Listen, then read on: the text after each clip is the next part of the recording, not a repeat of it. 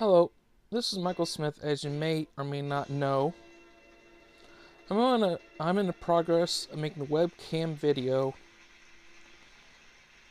of Neil Diamond's Hot August Night album, which made me a hardcore Neil Diamond fan. Since, oh my gosh, I listened to it all my life.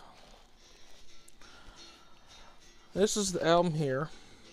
This is the only one that I have, which was the first release issue, which was label ID number 28000, 2LP 1972, double gatefold picture label. And of course, this right here has the pictures, all the pictures that was issued with the album. And here it says, there's a little quip right here. The stage is the stage. She is the goddamnedest woman you have ever saw. One thing I like about Neil's sense of humor, it's very subtle, so it takes a brain to understand it, really. And of course, here's the rest of the pictures. Has the album credits right here. Right here, yep. And of course, the back of the album.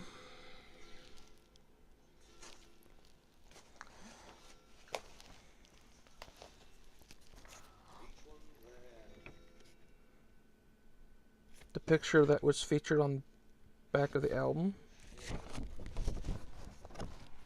Of course, August Night encompasses most of his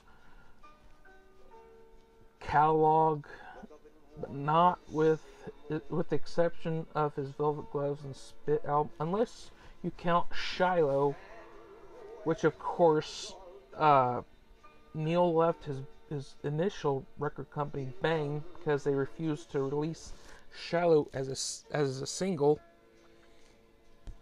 So he left it in '68 and joined Uni MCA 1968 again.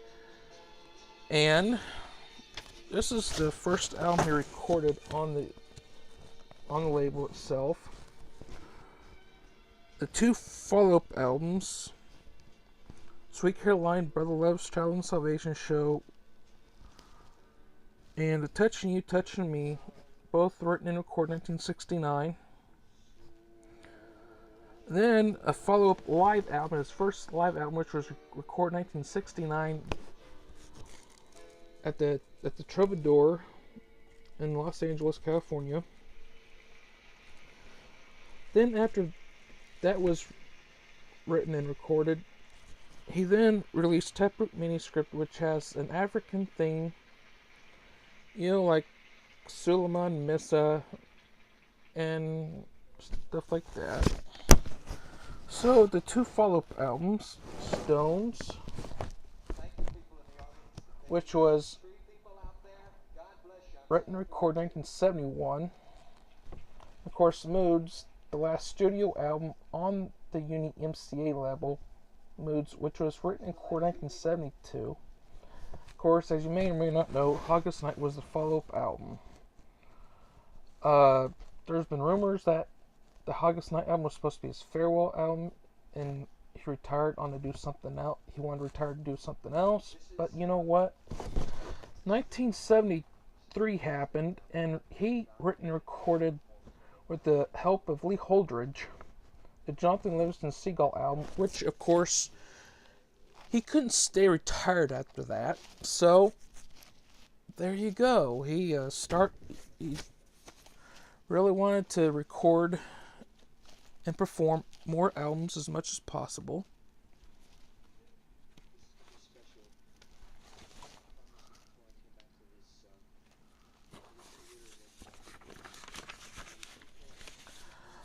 Pardon the silence here.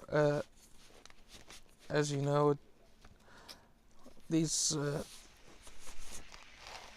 one problem with records is they're kind of cumbersome to take out if you're not coordinated enough like I am. Anyway, this is what I mean by the picture label.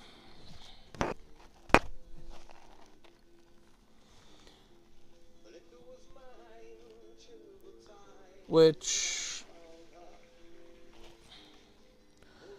has this picture on it with the title of the album.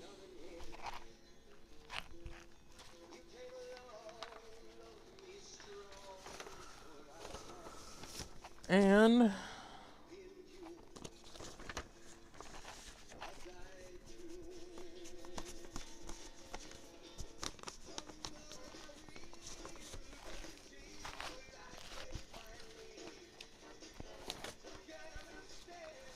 there's also, of course, in 1973, after all those LPs were printed or pressed, whatever you call, it was printed on possibly the blue label, which, like this, you have to pardon me, I've used some internet printouts as there's some items I could not afford to acquire, so bear with me on this.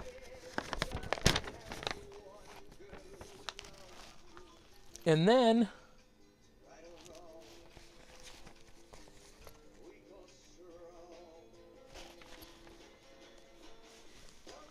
I'll also show you another variation of that double gatefold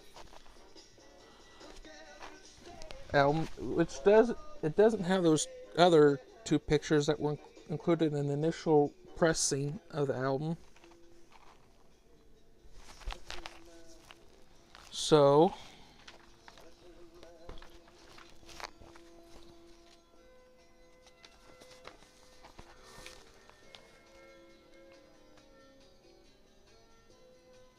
okay, from 1978, it was pressed on a tan record label, as you can see here, just plain old with plain text, nothing fancy. So then from 1978 to the 8 to, I want to say, until 1980 something, it was on the Black Cloud label. Of course, MCA, they really changed the labels as years gone by, so the best way to gauge, that's the best way to gauge the date or rough estimate of when Neil's album on the Uni MCA label was pressed.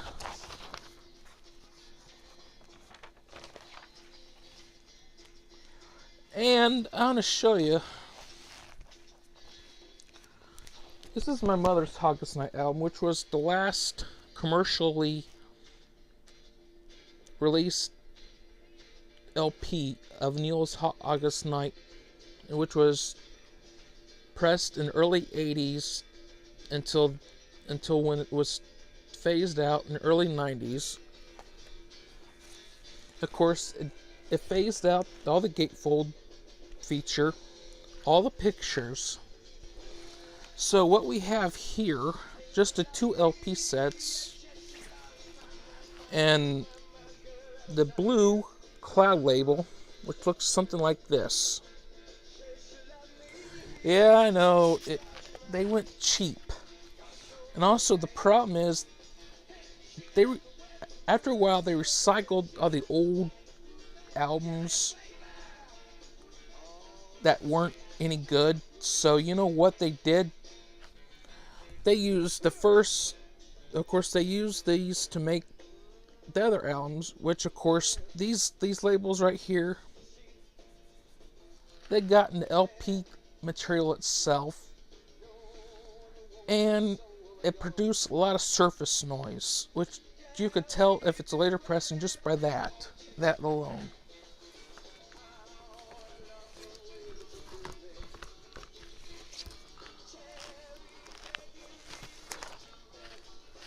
And I'm going to show you what is really, what was really a collector's item with many fans. In the early 80s, the Mobile Fidelity Lab, they produced the half-mastered version of August Night, which means the album master itself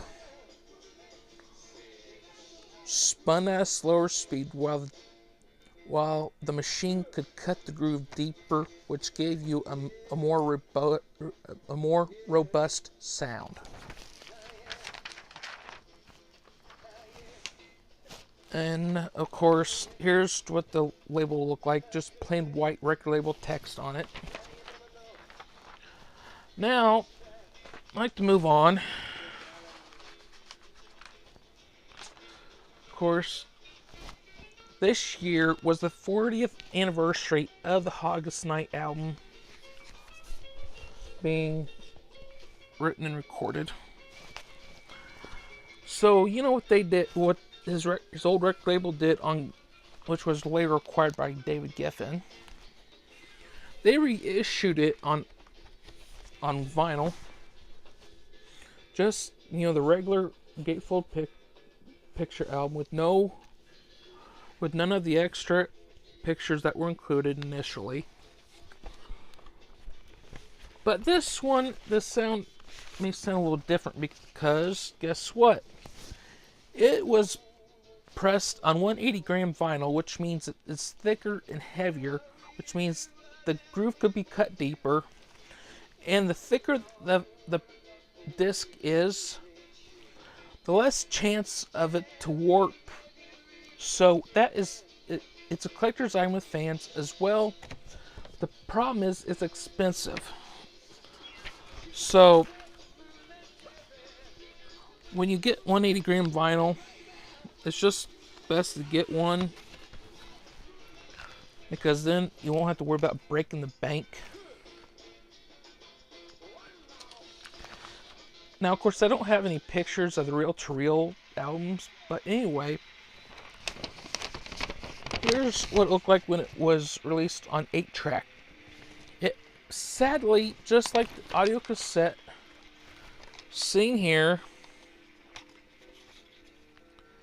it omitted porcupine pie and soggy pretzels. For what reason, I don't know. But here's what the audio cassette did. See what they did here? They put Cherry Cherry on side 2 to come after Cantilever and Song Sung Blue, in replace of Morningside, which is supposed to be on side 2. So Cherry Cherry originally on side 1. No matter what his concerts were in the Greek Theater, this is what he did not sing Morningside first before Cherry Cherry at all. I don't know why MCA did this. My guess is trying to keep up with the continuity of the length of the cassette, because I mean, just think the 70s, the late 70s was, I mean, there's some financial problems everywhere, so I mean, it could be that, I don't know. Anyway, I'm going to move on to the CDs. Of course, this is the one on the Mobile Fidelity Lab label, which instead of actual aluminum, on the CD itself is gold, which was supposed to have better sound, but you know what? There wasn't any difference at all.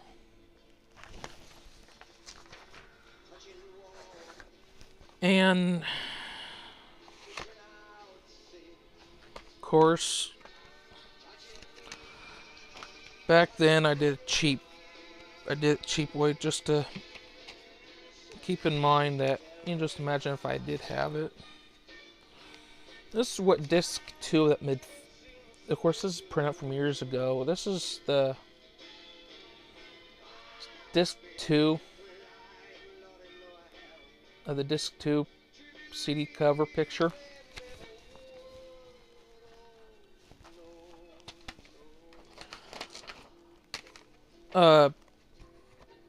When CDs first came out, they were printed on the long box, in the long box format, which would mean, of course, they'd have this, you know, the front picture like this, and they had the title. It was Mortal on the longitudinal side of it, and was like this all the way down around. Basically what they did, they recycled, you know, that's how they did. They recycled the old record label, the old record sleeves, and put it in the CD, of course, before the traditional CD cases came out. So later on, after that exhausted, after the supplies exhausted there, here is the CD. It's called a box set, really. So it had two CD sets. So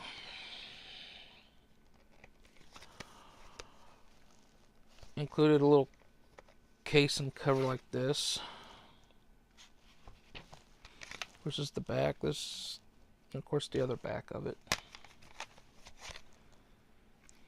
And of course,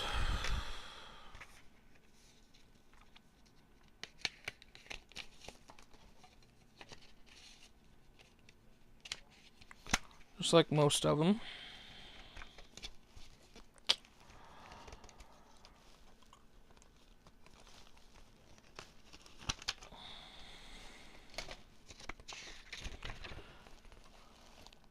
this was printed out on both of the CDs.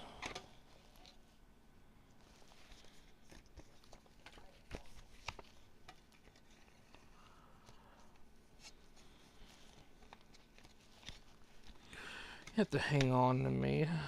This is kind of cumbersome for me too.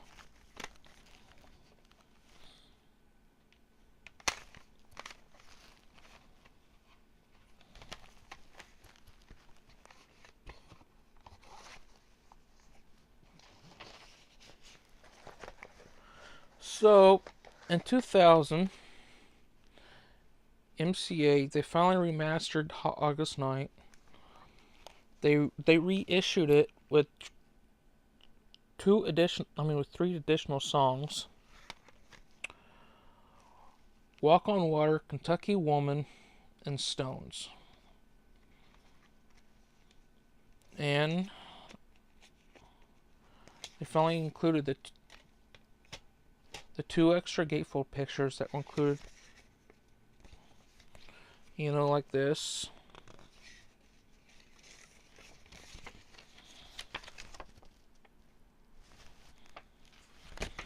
Album credits.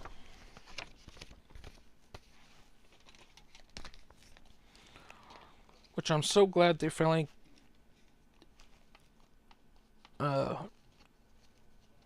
put in the 2 extra pictures, because those pictures sort of add to the effect of the album. You know, of course, you know, to me, I choose quality over quantity, and with this, we got both. Of course, this is originally printed in a jewel CD case, but the problem is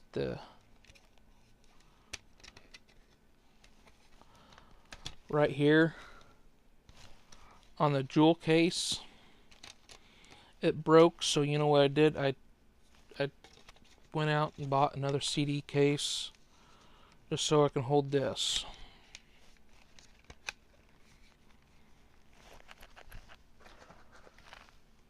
And you know how back while I told you that of course when Geffen Records acquired the Uni MCA label, that they recorded and reissued Hot August Night on album, on vinyl LP. Well, this year, 2012, of course, they made more of an expanded version of it with 3 extra songs. The songs are Gitchy Gumi, I Think It's Gonna Rain Today, and Modern Day Version of Love, which finally, the Velvet Gloves and Spit album was truly represented in this album, which of course most of his albums previously were represented on this album. So what they did, they put in a digipack.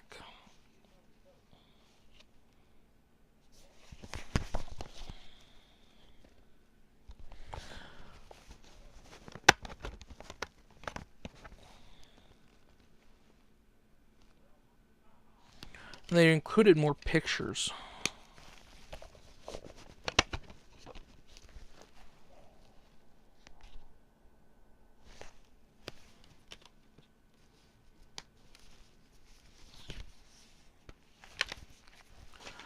I'm going to change the LP. I don't know if you've been listening to it. I don't know if you could hear it or what. I'm going to change the side.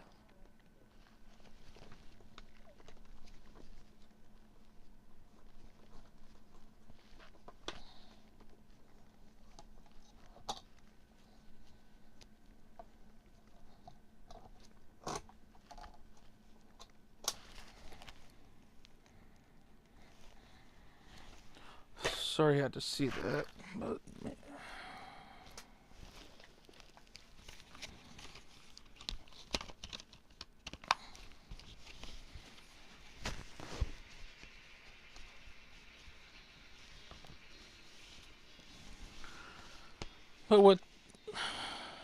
which of course, this was a better version than the 2000 issue, because Neil was actually involved more so than the previous version was, and he had his recording engineer Bernie Becker along with it. So at the back of it, of course, you know, there's someone that wrote the liner notes for it.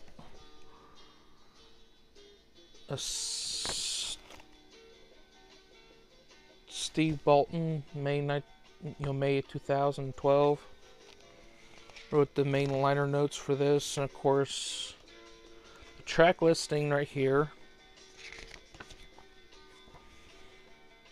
Extra picture. And of course, the album credits.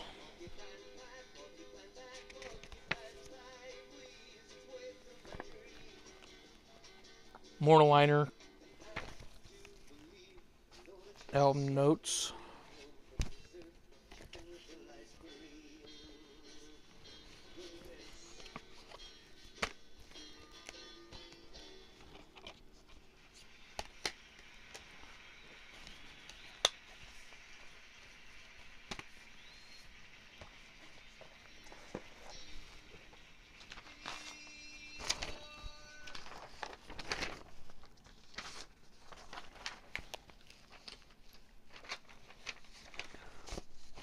Well, I hope you enjoyed the video.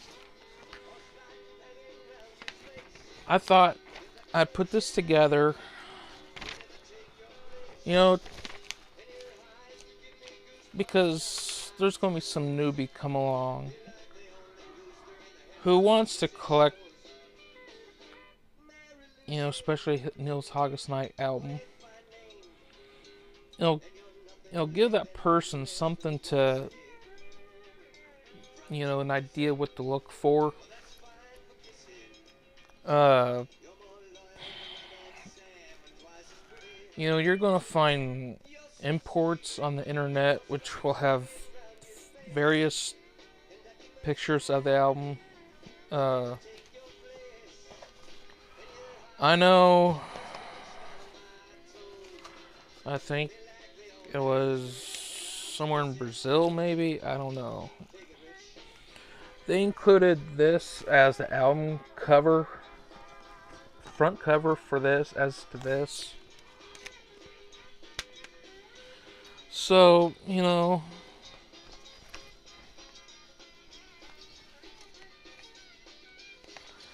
and I don't know if you could see this picture. Right here.